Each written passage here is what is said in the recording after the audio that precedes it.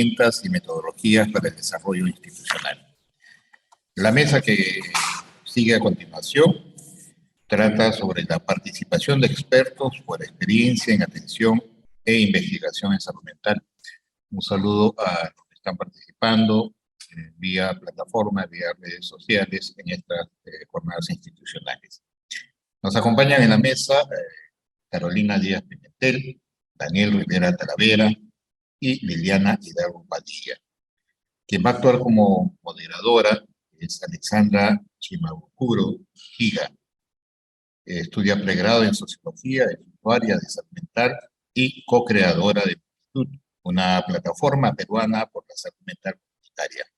Voy a invitar a Alexandra a que haga la presentación de quienes están acompañándola en la mesa, así como que nos explique la metodología de exposición y los tiempos que corresponde a cada uno de nuestros invitados. Los dejo con Alexandra. Alexandra, desde acá, por favor.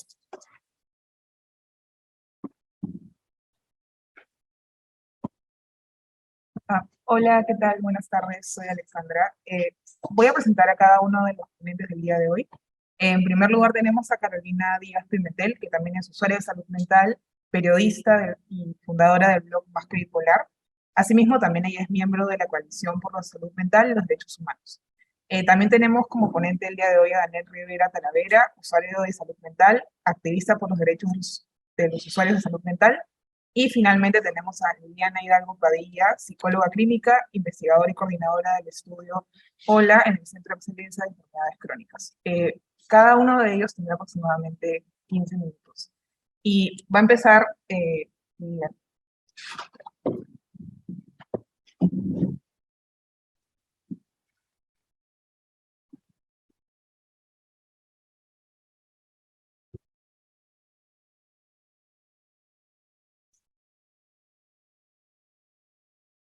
¿Me puedo quitar la mascarilla?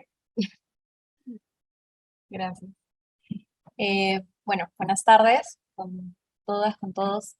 Hoy día he venido para presentarles la experiencia que hemos desarrollado en Crónicas. Nosotros en el Centro de Excelencia en Enfermedades Crónicas vemos diabetes, hipertensión, digamos, es como inició el centro, pero ahora tenemos un componente o un grupo, un equipo de investigación en salud mental que cada vez está creciendo un poco más, ¿no? Y en el marco de algunas de estas investigaciones que hemos venido haciendo, hemos incorporado grupos de trabajo o equipos que están conformados por personas con alguna experiencia de salud mental o que se identifican como que han vivido o viven con alguna experiencia de salud mental.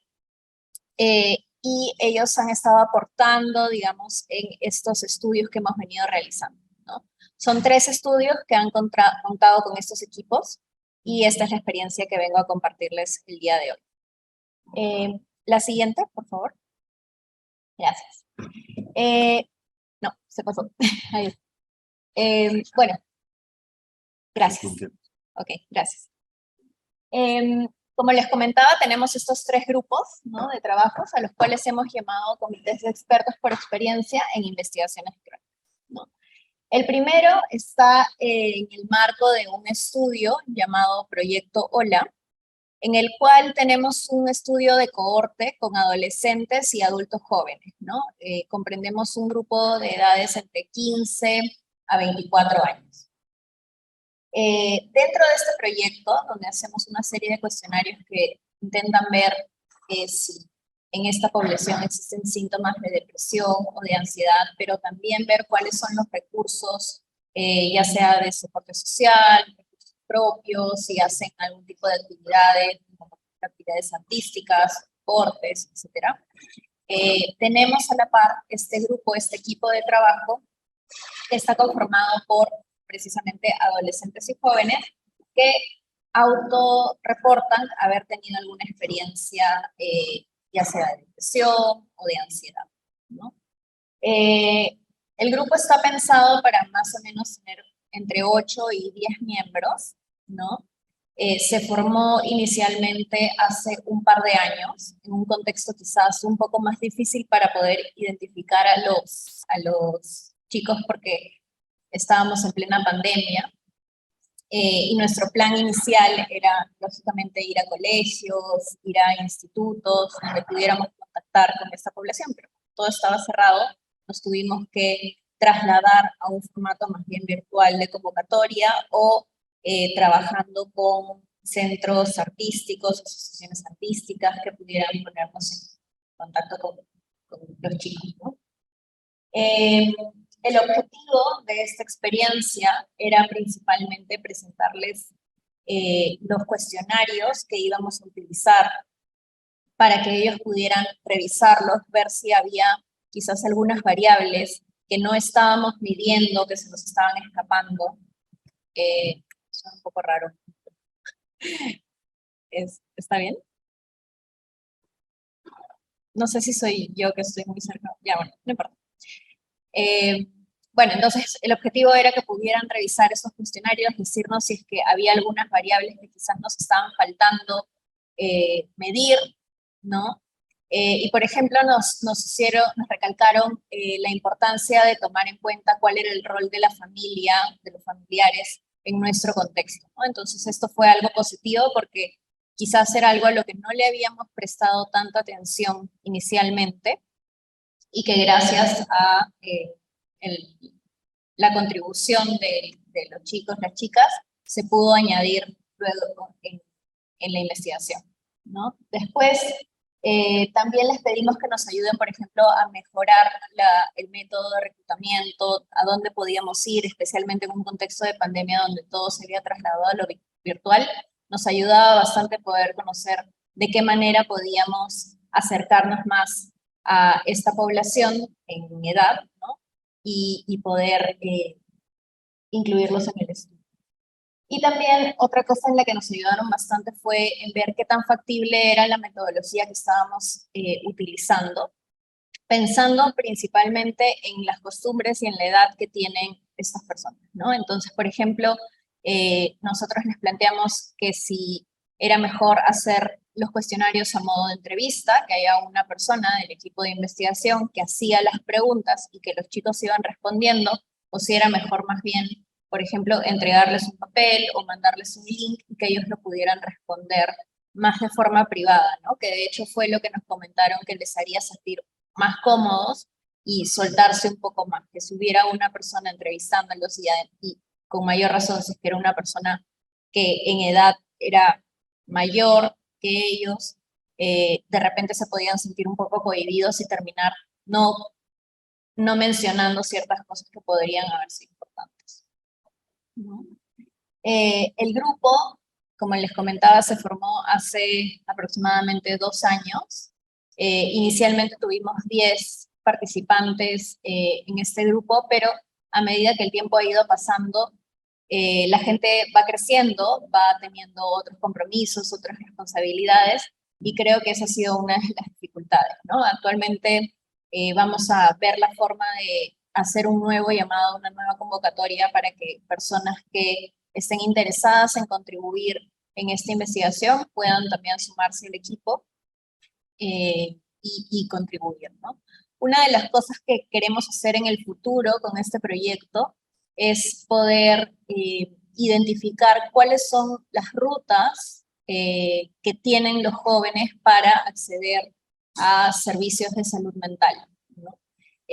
Todavía estamos en proceso de pensar en conjunto cómo llevar a cabo este estudio, pero nos parece sumamente importante contar desde un inicio con la mirada de los jóvenes, porque en el equipo somos muchos jóvenes, pero tal vez no tan jóvenes, entonces creo que sí es importante incorporar esta mirada desde el comienzo.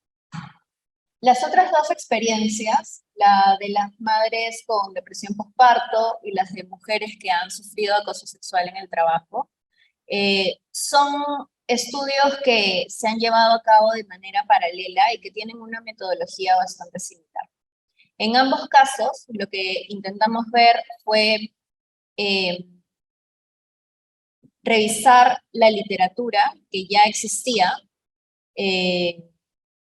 y tratar de ver qué decía la evidencia sobre la relación, en este caso, la depresión postparto y los permisos por maternidad, y en el otro, ver la relación entre la depresión o los síntomas de depresión y haber tenido una experiencia de acoso sexual en el trabajo. Este trabajo de revisión de literatura lo llevaron a cabo dos personas, dos asistentes de investigación que trabajaban en el equipo. Y en paralelo formamos un grupo, en el caso de las madres con depresión postparto eran 6 madres, y en el grupo de acoso sexual eran 4 mujeres, ¿no? Y lo que hicimos fue tener un periodo de tiempo de 6 semanas donde nos reuníamos semanalmente para presentar qué decía la literatura con respecto a estos dos temas, ¿no? Gran parte de la literatura se encontraba en inglés, entonces nosotros hicimos la traducción de los resultados, los hallazgos de estos artículos que habíamos identificado, y luego los presentábamos en estas reuniones semanales. Dentro de las reuniones, lo que hicimos fue motivar a las mujeres que estaban participando, de tal manera que pudieran resaltar cuáles habían sido los puntos que les habían llamado más la atención de los resultados, hacer una comparación de qué tan parecido era nuestro contexto con el contexto en donde se había llevado a cabo el estudio identificado, y luego intentar identificar también cuáles eran las brechas en la literatura que de repente se podrían estudiar aquí en nuestro contexto, ¿no? En nuestro país. La siguiente, por favor. Yo puedo hacer, perdón. ¿A dónde señalo? Acá. No me sale. Perdón, no he usado esto. Me fui atrás. Ahí está, ya funciona. Ya. Luego, en resumen, quisiera hacerles un recuento de lo que hemos identificado como logros, retos y recomendaciones para hacer este tipo de equipos de trabajo en la investigación, ¿no? Por ejemplo, he separado los grupos de adolescentes y jóvenes y los de las mujeres porque creo que son diferentes aproximaciones las que nosotros hemos tomado con respecto a estos equipos, pero también porque la población puede tener ciertas diferencias en cuanto a cómo acercarse. Entonces, por ejemplo, en el caso de los adolescentes y jóvenes, creemos que uno de los logros, como les comentaba, es que nos ayudaron a tener una mejor aceptabilidad del estudio y poder llegar de una mejor manera a los jóvenes y a los adolescentes en Lima, ¿no? En segundo lugar, nos facilitó la oportunidad de desarrollar ciertos estudios piloto. Dentro del proyecto OLA, que inicialmente estaba pensado únicamente como una cohorte, pero que a medida que ha pasado el tiempo se han ido incorporando nuevas actividades, hemos podido contar con la participación de este equipo de expertos por experiencia para que ellos mismos, por ejemplo, nos ayuden a resolver cuestionarios y ver dónde están las fallas, acomodar el lenguaje, pero también con otras actividades que, por ejemplo, incluían tecnología, celulares, con preguntas que iban surgiendo a lo largo de un lapso de una semana, ¿no? Ellos han podido participar y darnos su retroalimentación para mejorar la forma en que se hace la intervención que estamos diseñando, pero también en cómo hacer que esto sea más atractivo y que no sea demasiado demandante para los participantes que luego se iban a unir al estudio. ¿Estoy bien con el tiempo? ¿Sí? Ya. Con respecto a los retos, creo que el mayor reto ha sido la sostenibilidad en el tiempo.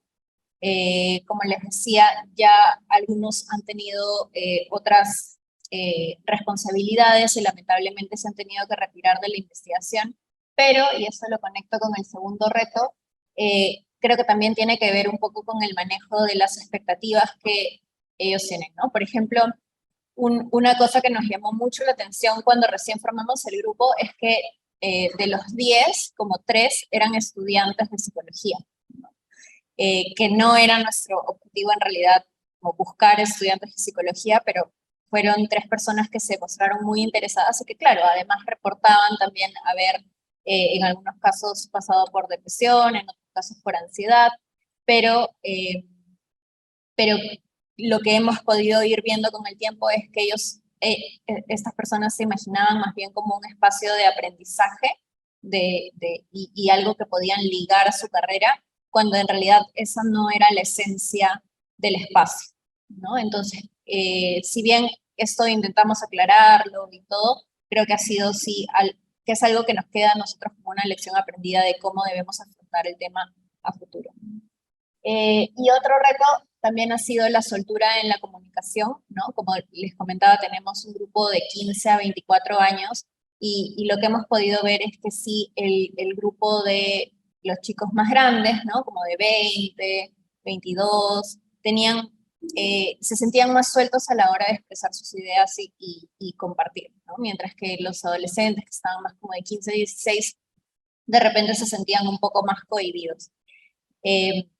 Y bueno, algo que olvidé mencionar también es que este proyecto lo estamos haciendo en 3 países, ¿no? Y en en Colombia y en Argentina, que son los otros 2 países, también se han implementado estos equipos de trabajo. Y les comparto también por si en algún momento les gustaría incorporar algo similar. La experiencia en Colombia fue que ahí sí casi nadie hablaba, principalmente porque quien dirigía las sesiones inicialmente era el investigador, uno de los investigadores del estudio en Colombia, pero era una persona bastante mayor en comparación a la edad de los chicos, ¿no? Entonces sí se sentían más cohibidos a la hora de expresar sus opiniones, mientras que en el contexto de Argentina y de aquí de Perú, las personas que dirigían esos espacios eran más jóvenes. Entonces creemos que eso pudo ser algo que facilitó también la expresión de los chicos. Como recomendaciones, sí, tener objetivos claros. A veces nos pasaba que, como era nuestra primera experiencia, no teníamos muy claro en qué momento se entraba este comité asesor y en qué momentos no. Y también involucrarlos desde el inicio, ¿no? Tal vez un error que nosotros cometimos fue que nosotros llegamos a este equipo a hacerles consultas sobre los cuestionarios en una etapa en que los cuestionarios ya estaban prácticamente listos y ya estábamos como casi seguros de que así iba a ser, ¿no? Entonces, claro, pedirle su retroalimentación en una etapa ya tan avanzada implicaba que incorporar su retroalimentación fuera más complejo para nosotros y en mi opinión creo que también es hasta poco ético en algunos casos es que no se llegue a incorporar la visión de alguien si es que se le estás pidiendo, ¿no? O sea, si uno les pide algo es para que esto nutra la investigación y que se mejore. Entonces eso es algo que queremos reforzar con nuestra siguiente investigación. Y solamente para cerrar rapidito con el grupo de mujeres, una de las ventajas fue que nos ayudó bastante a identificar las prioridades de investigación que queremos tener a futuro. Uno de los retos fue el idioma en la literatura y la falta de diversidad en el grupo. Tal vez por la misma convocatoria que hicimos, nos llegaron muchas mujeres que ya eran profesionales, pero nos hubiera gustado tener un grupo más diverso. Y las recomendaciones, nuevamente, el involucramiento desde el inicio, desde la concepción del mismo estudio, ¿no? Para que esto tenga un impacto real en la población y en lo que ellos necesitan. Eso es todo. Disculpen si me pasé un poquito el tiempo. Muchas gracias.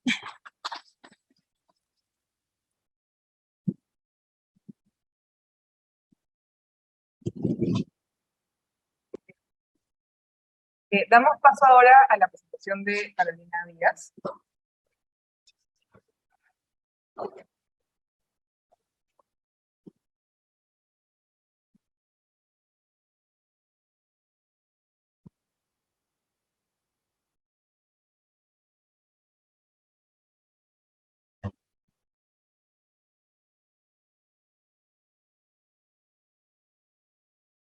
Buenas tardes a todos y a todas. Bueno, a mí me toca hoy día compartirles mi experiencia como usuaria de servicios de salud mental en la creación de mi propio grupo de apoyo mutuo, o GAM, como las siglas lo resumen. Bueno, para empezar, quería comentarles qué significa GAM, o Grupo de Apoyo Mutuo. Los GAM buscan como objetivo principal ser espacios diversos en los que varias personas con una situación en común se reúnen para compartir sus experiencias. En nuestro caso específico, los miembros del GAM tienen el diagnóstico de trastorno bipolar o condiciones afines. La iniciativa nació a partir de que en pandemia sentí la necesidad de poder crear o armar una red de soporte. Fue una necesidad personal, pero al mismo tiempo pensé en que, así como yo, había en el mundo otras personas que se sentían de alguna manera incomprendidas o que les faltaba ese espacio para poder compartir por lo que estaban pasando, sobre todo porque en la pandemia hubo bastantes problemas de aislamiento, ¿no? La gente se sentía cada vez más sola que antes. Y bueno, tuve la oportunidad de conocer a un usuario por internet de un grupo de apoyo mutuo en España, y fue así que llegué al concepto que antes no conocía, y se me ocurrió que sería interesante poder hacer algo así, similar aquí en Perú. La siguiente, por favor. Y así fue que empíricamente empecé a averiguar sobre cómo sería la mejor forma de crear este grupo para poder beneficiarnos todos, los miembros. Y llegué a guías que sobre todo en España se estaban haciendo, guías bastante bien elaboradas y delimitadas, y a partir de eso y de una conversación con mi psicóloga y con otros psicólogos, pude llegar a un punto medio en el que me animara finalmente a crear estos espacios, ¿no? El siguiente, por favor. Bueno, en los grupos de apoyo mutuo hay características que, independientemente del lugar de donde se creen, son características en común, ¿no? Ya la persona que las cree o el grupo que las cree igual va a cambiar ciertos aspectos, ¿no? A conveniencia de los miembros, pero creo que es importante explicar estas 4 que decidí que sean las principales en el caso de mi GAM.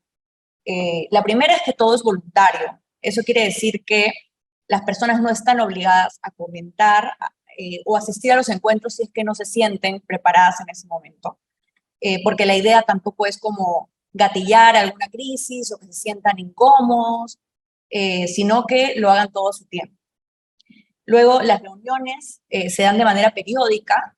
Intentamos que sean una vez al mes como mínimo, porque queremos mantener la continuidad, ¿no? Y formar estos lazos, desarrollarlos, y para eso requiere que no sean las reuniones como tan espaciadas, ¿no?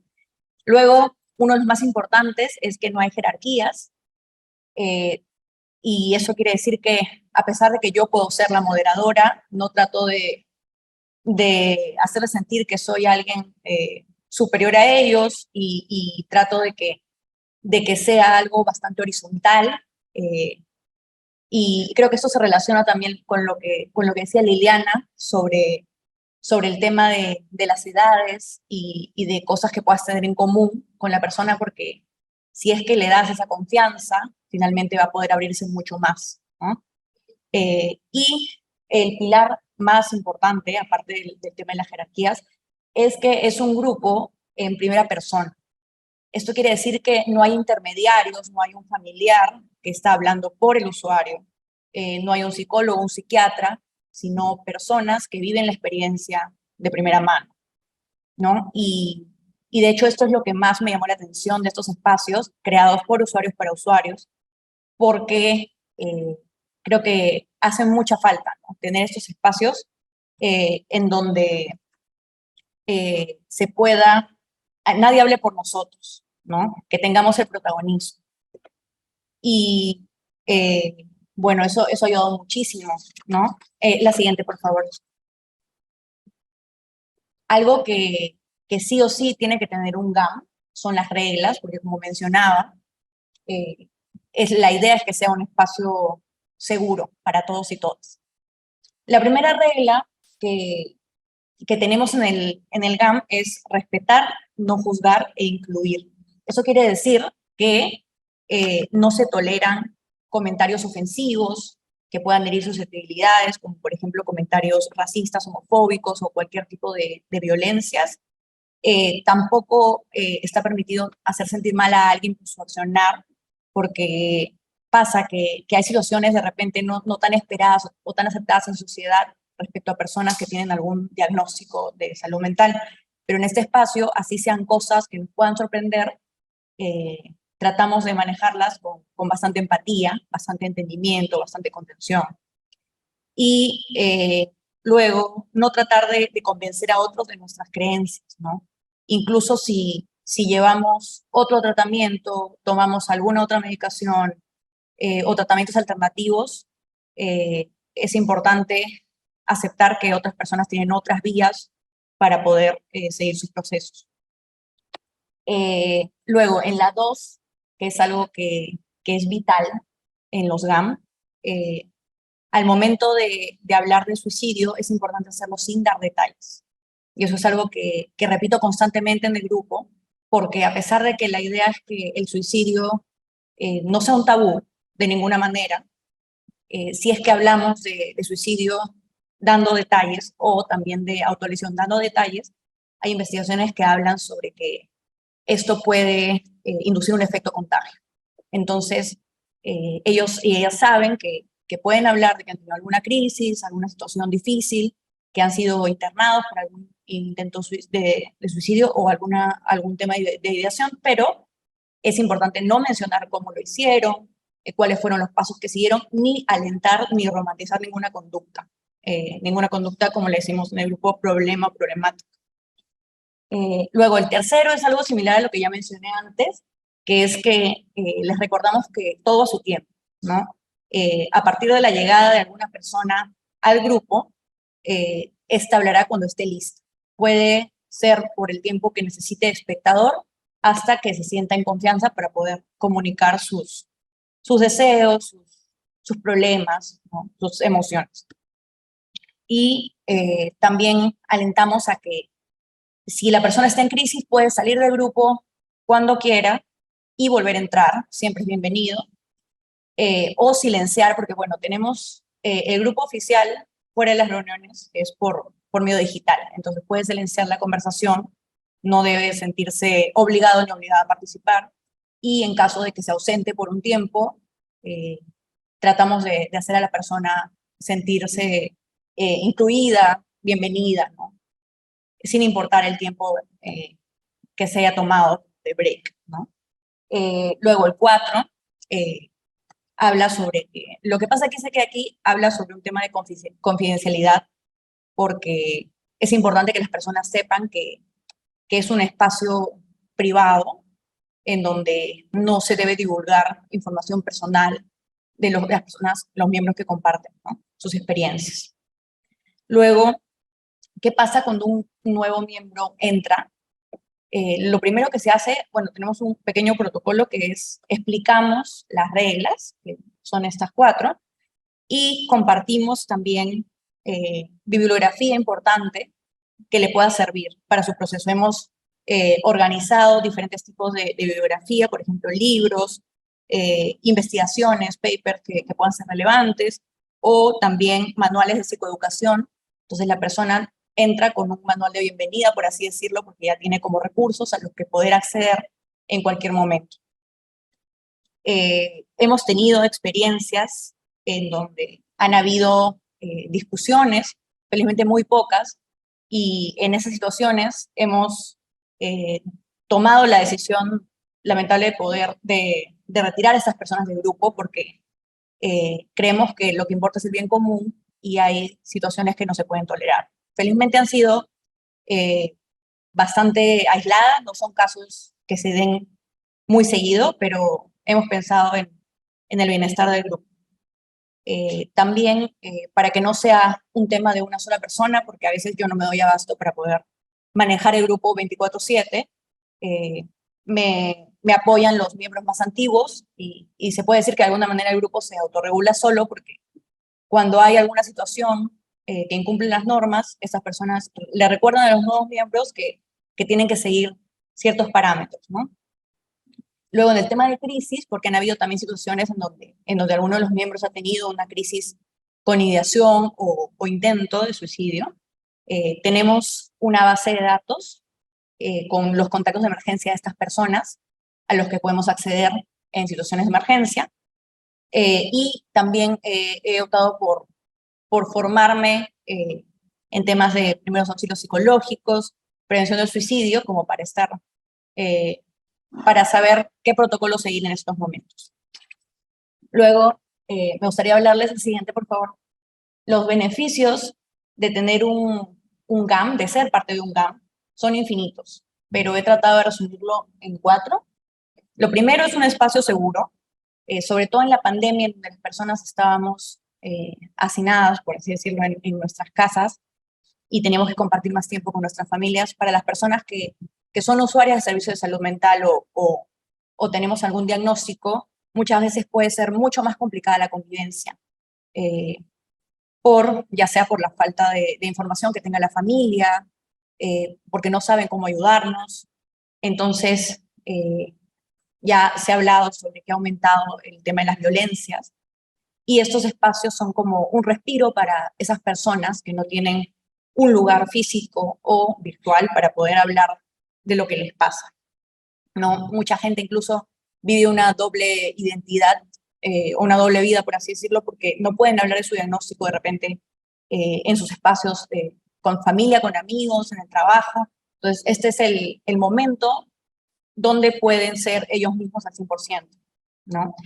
Luego, el tema del apoyo entre pares da una sensación de que la existencia de la persona es valiosa, porque sin tener necesariamente un gran conocimiento o de repente estudios en el tema, puede, desde su experiencia, poder apoyar a otras personas, puede ayudar a otros. Y cuando una persona sobre todo está pasando por una crisis depresiva o por un momento difícil, poder sentir que estás haciendo algo por otra persona, así sea súper chico, puede hacer la diferencia, ¿no? Luego, la tercera es sentirse parte de algo. Personalmente, yo he tenido momentos en donde he sentido que solo a mí me pasan ciertas cosas, y creo que en este espacio he podido darme cuenta de que no estoy sola y que hay cosas que también le pasan, exactamente como a mí me pasa, le pasan a otras personas, ¿no? Incluso en otros países, porque algo que olvidé mencionar es que el grupo es un grupo diverso, y diverso también en el sentido de que los miembros son de varias nacionalidades, ¿no? Tenemos personas aquí en Perú, hay personas en España, en Chile, en Colombia, en Argentina, en República Dominicana. Entonces, no solo hablamos sobre nuestras experiencias a nivel emocional, sino también sobre las diferencias culturales, y eso creo que lo hace más rico. La cuarta es el tema del intercambio de recursos, que tratamos de, por ejemplo, pasarnos datos sobre buenos psicólogos, buenos psiquiatras económicos, dónde comprar medicación accesible también, porque muchas veces esa información no está a la mano y tendemos a demorarnos mucho para buscarla, y así prevenimos también que la persona deje su tratamiento, ¿no? Incluso a veces también regalamos medicina cuando hemos tenido oportunidades en donde alguien ha cambiado de tratamiento y se ha quedado con un lote.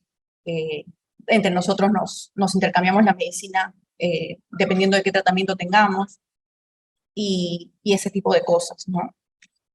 La siguiente, por favor.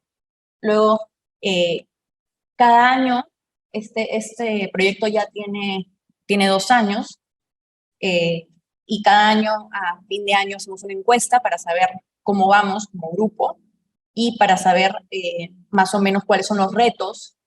Y algo que hemos aprendido de esta experiencia es que alrededor de 80 personas que conforman los GAM, el 73 perdió alguna vez su empleo por un tema de su condición. El 60% ha sufrido algún tipo de discriminación. El 42% no recibe apoyo o muy poco apoyo por parte de sus familiares y su círculo cercano. Y el 40% han sido hospitalizados. En el tema de la discriminación, quisiera resaltar que hay algunos comentarios, como por ejemplo, despectivos, por no saber muy bien de qué se tratan los diagnósticos específicos, o tendencia a aislar a las personas, o a no tomarlas en serio, o a no invitarlas, o aceptar que por derecho humano les corresponde tomar decisiones sobre su propia vida, sobre su salud, sobre su cuerpo, ¿no? Que son los más comunes que he podido conocer de las personas que forman parte del grupo. El siguiente, por favor.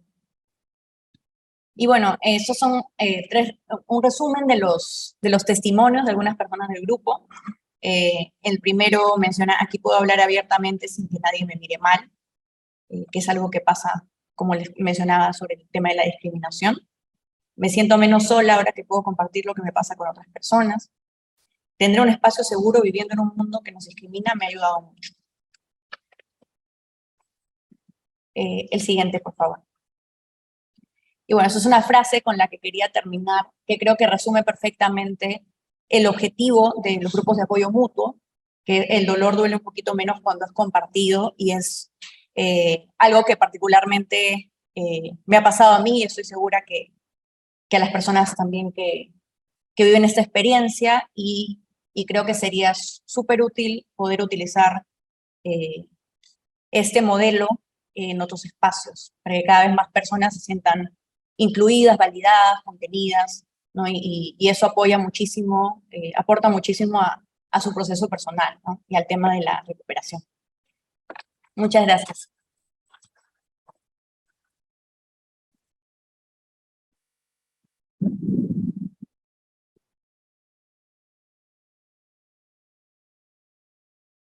Muchas gracias, Carolina. Ahora pasamos a la presentación de Daniel Rivera.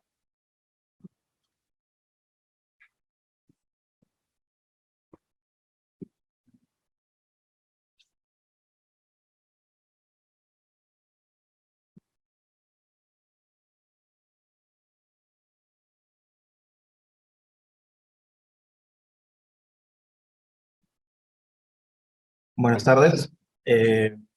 Voy a compartir con ustedes la participación de los expertos por experiencia en atención e investigación.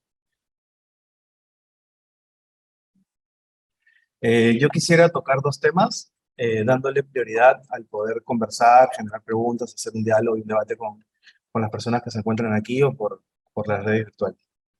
Me voy a centrar en el tema de la importancia y la relación que hay entre la ley, que es como un poco más teórico, y los derechos humanos, que deben ir juntos para que estas puedan ser efectivas.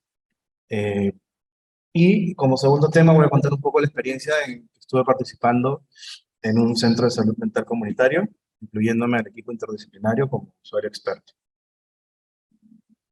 Sobre las leyes específicas de salud mental, entendería que el personal que trabaja en el tema de salud mental en el país debería conocerlos. Por estas me refiero, digamos, a la ley 2989, al decreto supremo, donde está la Ley General de Salud, ¿no? La modificación del artículo 11, el Plan Nacional de Fortalecimiento, que ya acabó el año pasado, fue por 4 años y digamos, ya tiene ciertos resultados, ciertos indicadores, y digamos la ley y el reglamento. En el tema de derechos humanos, es un tema un poco más fino. El Estado no capacita al personal en temas de derechos humanos, entonces ya queda un poco más de las ganas, digamos, del interés que puedan tener las personas que trabajan en salud mental para poder informarse, para poder capacitarse al respecto. Está, bueno, la Convención sobre los Derechos de las Personas con Discapacidad y el decreto donde el Estado peruano lo firma y lo ratifica. Un poco las leyes más amplias que generalmente se dan en el personal de salud ya en la práctica profesional, tampoco el Estado peruano capacita en estos temas, es cuando, por ejemplo, trabajan en un SEM o trabajan en la parte penitenciaria El día de ayer estaba contando una persona que trabajaba, subdirector de la Correra, que ya era casi un abogado. Entonces, estos temas son un poco más finos, digamos, que se llegan a aprender en la experiencia, ¿no? Ver la ley general de las personas con discapacidad, digamos, programas que hay en el Ministerio de Trabajo para la inclusión laboral de personas con discapacidad psicosocial, eh, decretos que reconocen la capacidad jurídica de las personas con discapacidad, hablar de apoyos, ajustes razonables, digamos, eso no suele ser tan común, pero digamos, son temas importantes que podríamos compartir y podríamos capacitarnos. El segundo tema de esta exposición eh, va en el proyecto de, digamos, piloto que nace precisamente estaba estudiando una maestría, bueno, tenía que tener un trabajo, y la ley y el reglamento, la ley de salud mental y el reglamento de la ley, señalan que se debe incorporar un usuario experto al equipo interdisciplinario de los centros de salud mental. Entonces, es ahí cuando, de cierta manera, tomo contacto con Yuri, le pido permiso y digamos, le manifiesto mi interés en poder participar en hacer este piloto. Me dice que no hay presupuesto desde el examen del MINSA, pero me facilitó con una ONG que trabaja en el territorio, con socios en salud. Ellos me estuvieron apoyando en los primeros 4 meses de los 6. Y bueno, conversé también con el director del Centro de Salud Mental Comunitario, que era Ángel. Ahora hace un rato nos acompañó Lili, ella continuó con la dirección del centro. Y más o menos les conté de qué iba, ellos me dieron ciertas sugerencias. Era algo nuevo tanto para mí como para ellos, el personal de salud. Entonces, a partir de ahí, elaboramos un pequeño plan y yo me había comprometido en enviarles información, como que un reporte, todos los meses para ir viendo los avances y pidiéndoles también, tanto a Yuri, como la persona de socios de salud, y como Ángel, luego Lili, desde el centro, me puedan dar retroalimentación y podamos compartir sobre las experiencias que fueran sucediendo. Desde el inicio yo, digamos, tuve las puertas abiertas en el centro, pude participar en las visitas domiciliarias, en las consultas personales, en el PCC, que es una reunión semanal, que se llama Plan de Continuidad de Cuidados, que, que es donde, digamos, se debaten los casos más graves o los que van a requerir que las visitas domiciliarias sean más frecuentes o necesitan algún tipo de apoyo adicional. Participé también en las integrales. Las integrales es cuando se recibe por primera vez al usuario que llega al centro y más o menos se le orientan en los diferentes servicios que hay en el centro.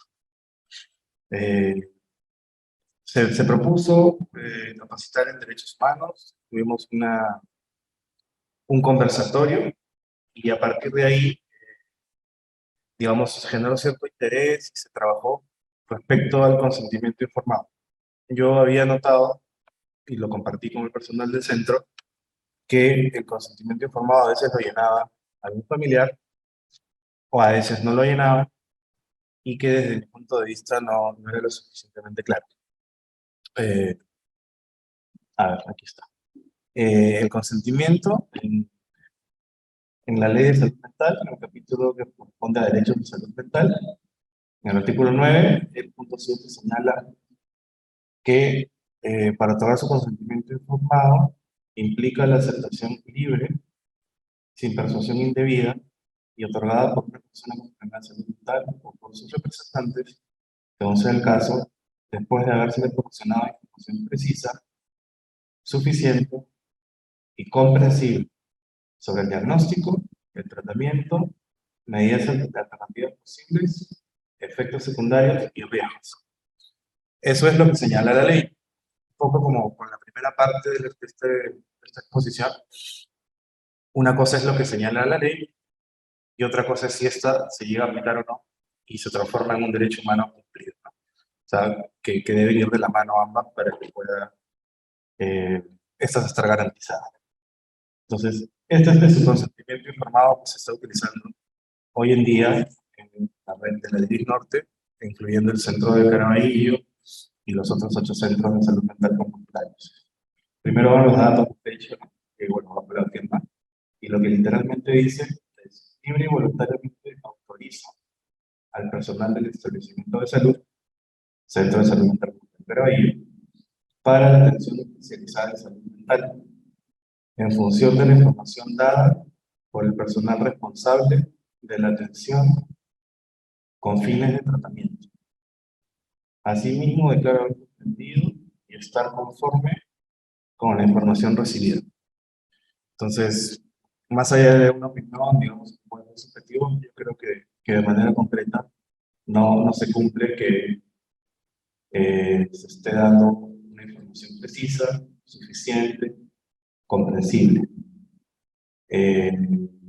Digamos, queda más a la interpretación del profesional que hace llenar ese consentimiento y, digamos, no se tiene certeza si el usuario recibió esta información. O sea, si se le habló de algún tipo de diagnóstico presuntivo o certero, o si es que hay algunos tratamientos de alternativas, tampoco quedan especificados, ¿no? Tampoco los efectos secundarios, etc. Entonces, habiendo este consentimiento y estando señalado en el reglamento de la ley, es que mi interés, y bueno, una de las actividades que trabajamos en el Centro de Salud Mental Comunitario fue el consentimiento. Primero,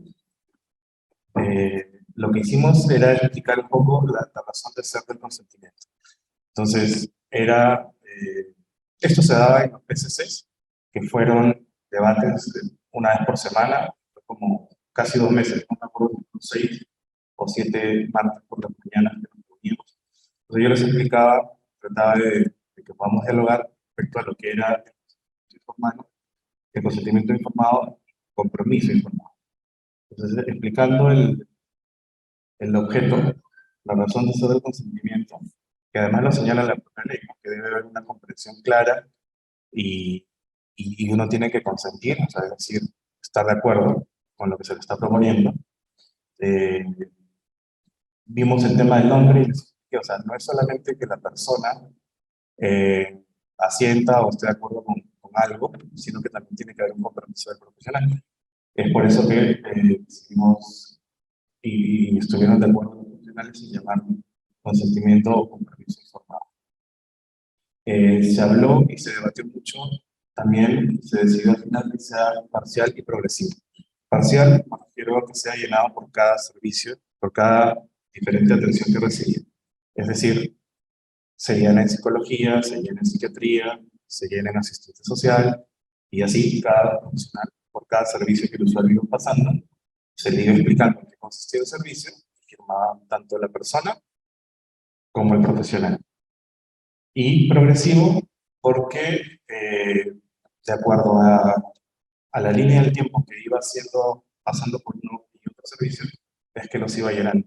Incluso no necesariamente se tenía que llenar en la primera o en la segunda, sino podría ser de repente en la tercera vez que yo consulte al psicólogo, ahí, digamos, si no hubo tiempo o tenía cosas muy urgentes para compartir con él, se llenaba en la segunda, en la tercera o en la cuarta sesión. No había ninguna presión al respecto.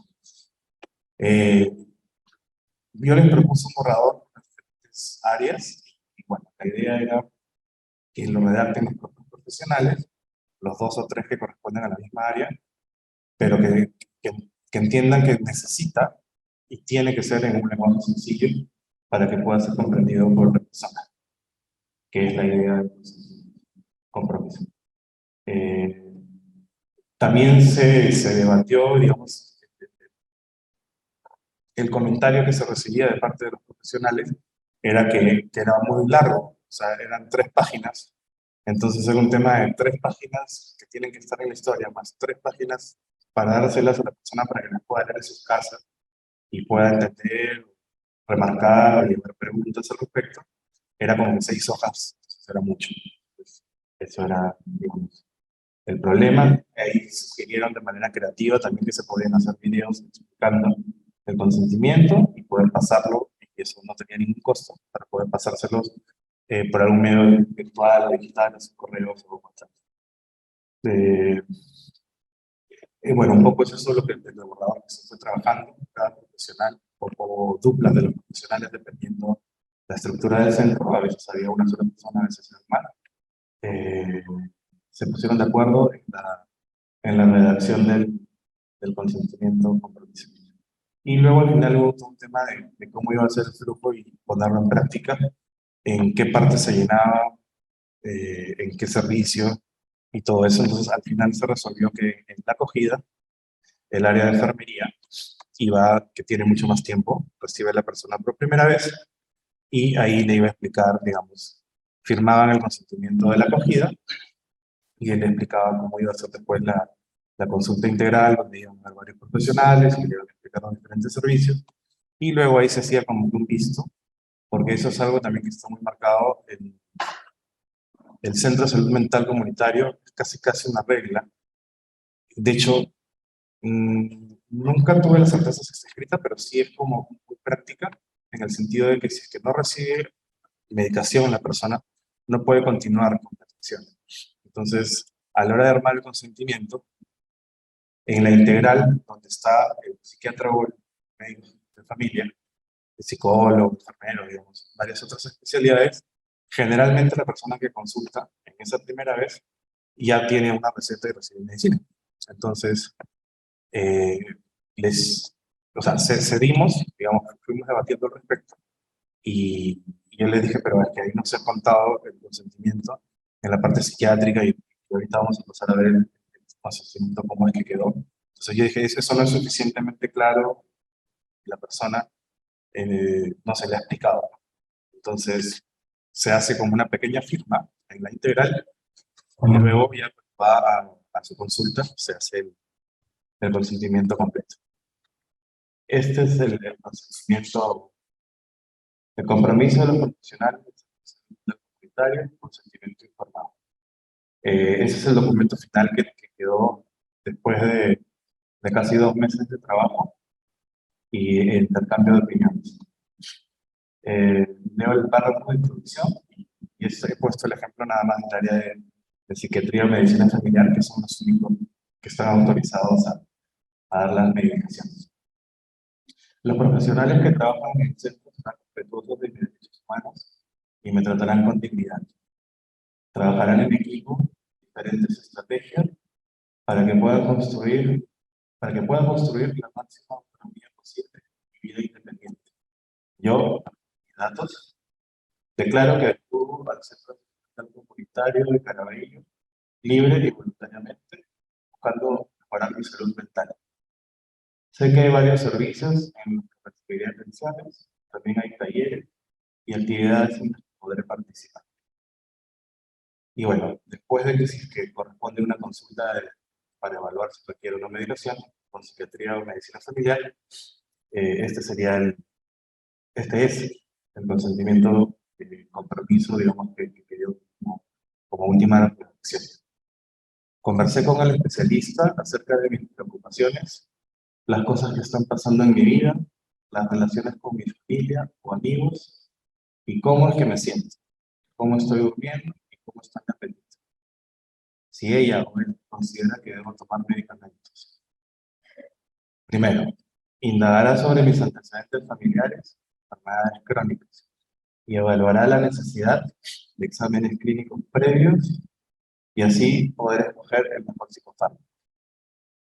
2. Me explicará claramente cuáles son los efectos secundarios que tienen las pastillas, que me podrían ocasionar insomnio, diarreas, temblores, tics, mareos, disfunción sexual, ideación suicida, aumento de peso, pérdida de la memoria, subida de glucosa, etc.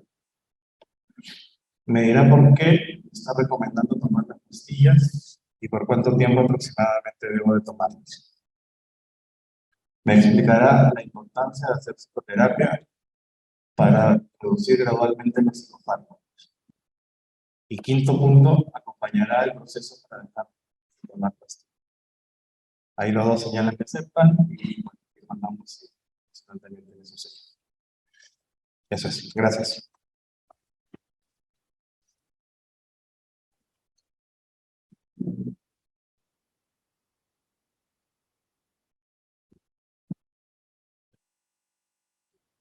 Muchas gracias a Daniel, Liliana y Carolina.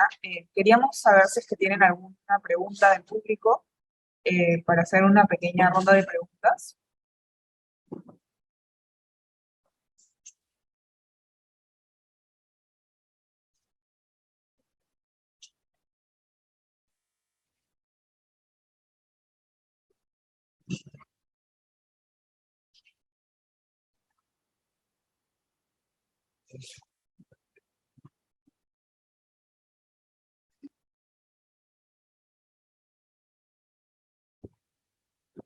Ah, ya.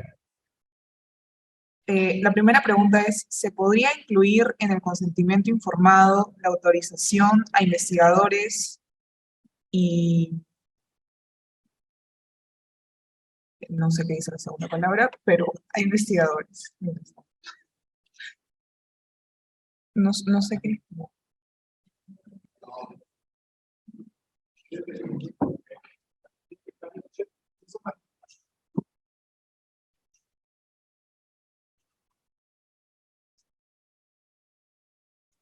A investigadores. Investigadores. Investigadores. Sí. No entiendo. No, está aquí la persona que ha hecho la pregunta, pero no entiendo a qué se refiere con incluir investigadores.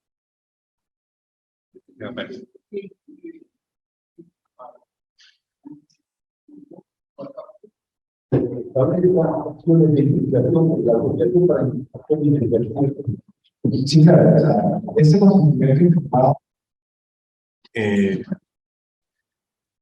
está hecho, está pensado para la atención en los centros de salud mental comunitarios del país, los 200 y tanto que hay. Ahora, el consentimiento informado es una herramienta que sirve para muchas otras cosas. Por ejemplo, si te van a operar el corazón, firmas y que liberas la responsabilidad médica. Si tú estás haciendo una investigación, se hace un consentimiento informado. Si tú vas a hacer una entrevista a un usuario, haces un consentimiento informado. Por ejemplo, en el caso de una entrevista que van a hacer, entonces ahí pones qué vas a hacer con los datos, si vas a meter el nombre de la persona, cómo lo vas a recordar, etc. Hay un protocolo tal. Entonces, se hace ad hoc para la acción que tú quieras hacer. Para el tema de investigaciones, también, o sea, si la investigación requiere unos psicofármacos, primero que pasa por un comité de ética que va a permitirte o no hacer esa investigación. Y el consentimiento informado tiene que ser totalmente claro y preciso respecto a lo que vas a hacer como acción. Entonces, este consentimiento que hemos compartido está pensado para la atención, o sea, es decir, que el usuario tenga, o sea, haya totalmente comprendido lo que va a pasar en el acceso, digamos que, como decía Lili, ¿no? O sea, el acceso a la ruta de salud mental. También me tienen que explicar claramente el tiempo que yo necesite, de la manera que yo necesite, con dibujitos, con mucha paciencia, como fuese, para que yo entienda qué voy a hacer en el área de psicología, qué voy a hacer en el área de terapia ocupacional, y en este caso solamente he puesto el ejemplo de que voy a hacer de psiquiatría, un tema de tiempo. Entonces, cuando yo entendí, ya conversé con él o la psiquiatra, y me ha dicho todos los efectos secundarios, me ha dicho cuánto tiempo me va a tomar, y me da un diagnóstico presuntivo, y me dice que esto va por tantos meses. Cuando ella y yo hemos firmado ese documento, ese acuerdo, el compromiso de él o ella, y mi consentimiento, o sea, digamos, estoy de acuerdo con, a partir de ahí, digamos, se cumplió el objetivo de este consentimiento, que es, que es la atención, ¿no? Todas las áreas que ofrece actualmente el Centro de Salud Mental Comunitaria.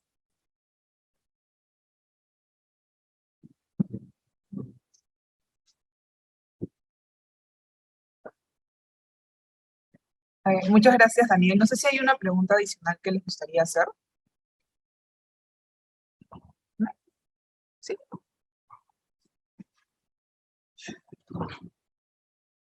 ¿Quieres?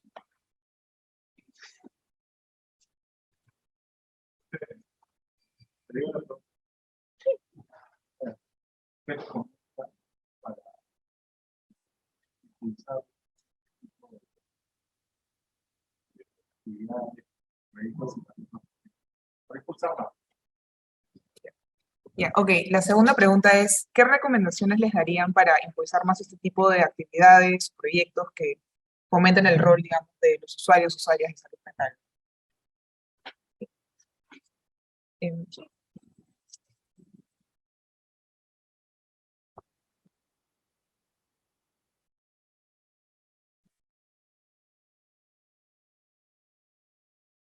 Bueno, en primer lugar, considero que es importante destinar un presupuesto para impulsar ese tipo de proyectos y hacerlos cada vez más formales, porque definitivamente es tiempo y recursos, ¿no?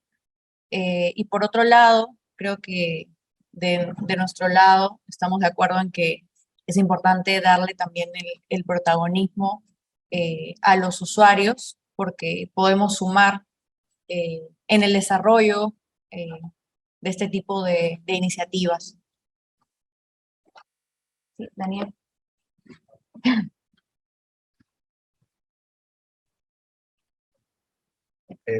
Sí, yo quisiera Sí, Yo quisiera añadir, por ejemplo, el Plan Nacional de Fortalecimiento, que va del 18 al 21, que ya se cerró. Bueno, digamos, es un documento que se preparó desde el lado de los profesionales de salud, ¿no? Desde el ministerio, sin consulta previa, bueno, en fin. Salió el documento y en sus objetivos específicos y actividades señalan claramente, está muy chiquito, pero fomento de la participación comunitaria. No, esa no es.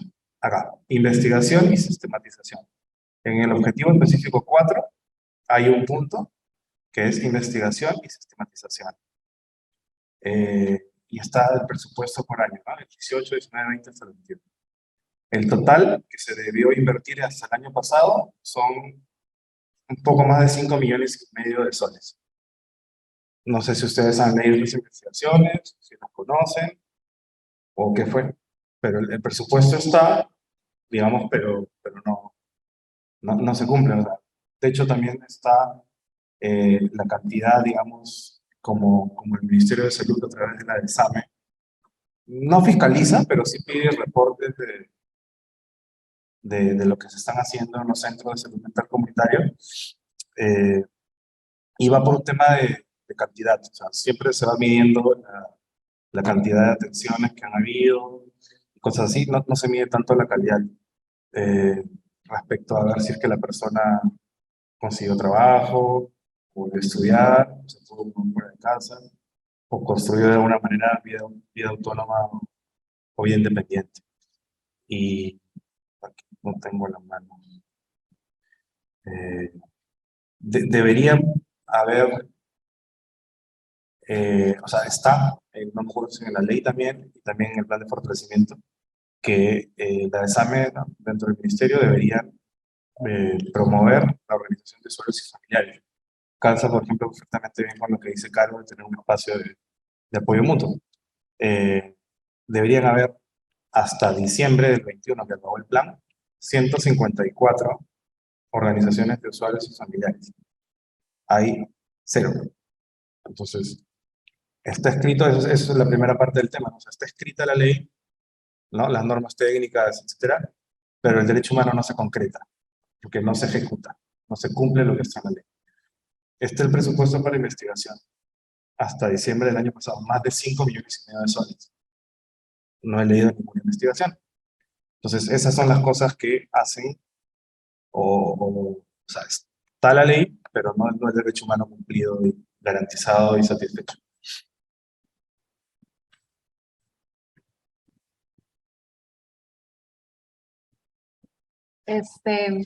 Y bueno, solo para agregar un poco más desde el lado de la investigación, creo que otro punto importante, como les mencionaba, es el de incluir a personas usuarias en las investigaciones desde un momento, porque son finalmente las personas usuarias quienes van a marcar o quienes deberían marcar la agenda de qué es lo que se necesita en la salud mental. La salud mental no es como otras especialidades de la medicina donde de repente son los médicos o los profesionales de salud quienes pueden no sé, analizar muestras, etcétera, y ver por dónde hay que ir. En la salud mental también tenemos que tomar en cuenta la experiencia de las personas, porque son experiencias también subjetivas.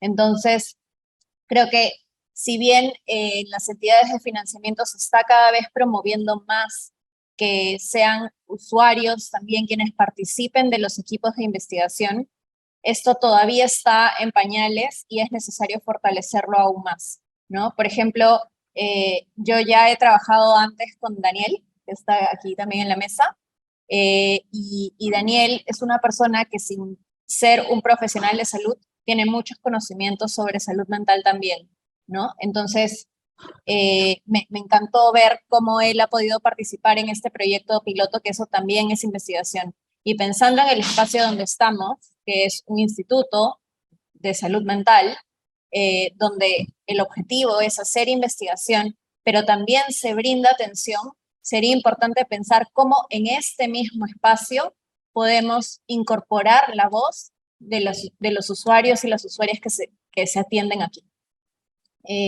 Se podrían formar quizás grupos de trabajo, comisiones y ver dónde podemos generar esta investigación que va a impulsar la salud mental en el país.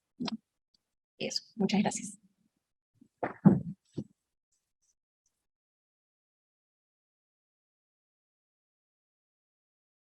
Agradecemos muchísimo a las personas que han participado en esto. Recalcamos nuevamente la importancia del rol de los usuarias de salud mental, no solamente en el campo de la investigación, sino también en muchos ámbitos de nuestra sociedad, ¿no?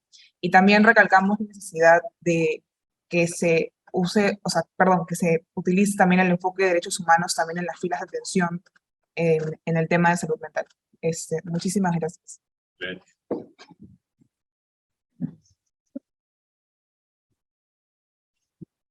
El agradecimiento a cada uno de ustedes, Carolina Díaz Pimentel, Daniel Rivera Talavera, Diana Hidalgo Padilla, y por supuesto, a quien está como moderadora, Alexandra Chimaburu Giga. Quiero pedir al licenciado Percy Suazo nuevamente que nos acompañe, o los dos con el doctor Clo, para hacer la entrega de los respectivos certificados.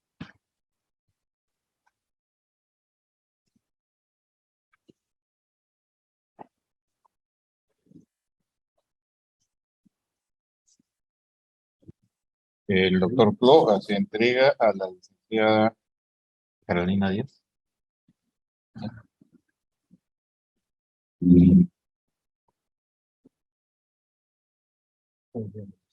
Bueno. Licenciado Percy Suazo a Daniel Rivera.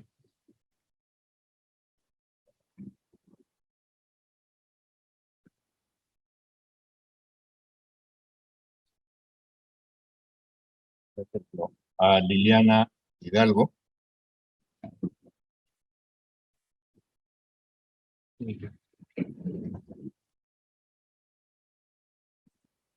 Y a nuestra moderadora Alexandra Chimaburu, licenciado Percy Suazo.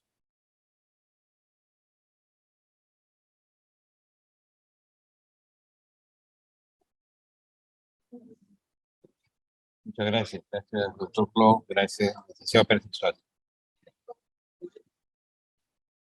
Mientras hacen los registros fotográficos y agradeciendo, por cierto, a los miembros de la mesa de honor, y quiero comentarles que hoy en la tarde continuamos también con las sesiones del ciclo virtual, investigación y programas en salud mental de niños, adolescentes y jóvenes.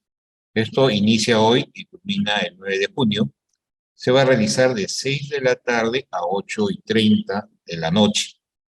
Por favor, esto es además de las inscripciones que ustedes han realizado para las jornadas. Yo les sugiero escribir a jornadas2022@insm.gov.pe al fin de tener sus datos, y el equipo de organizador estará alcanzándoles el link o el enlace para que puedan participar en este ciclo virtual, investigación y programas en salud mental de niños, adolescentes y jóvenes, del 7 al 9 de junio. Por favor, para las fotos.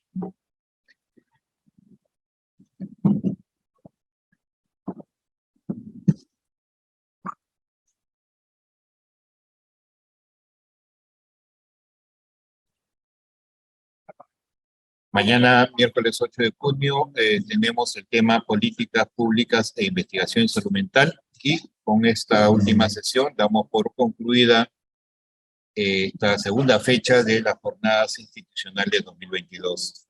Muchas gracias a quienes nos han acompañado acá en el auditorio principal, así como quienes han estado enlazados vía Zoom, vía Facebook y las redes sociales del Instituto Nacional de Salud Mental. Muy buenas tardes.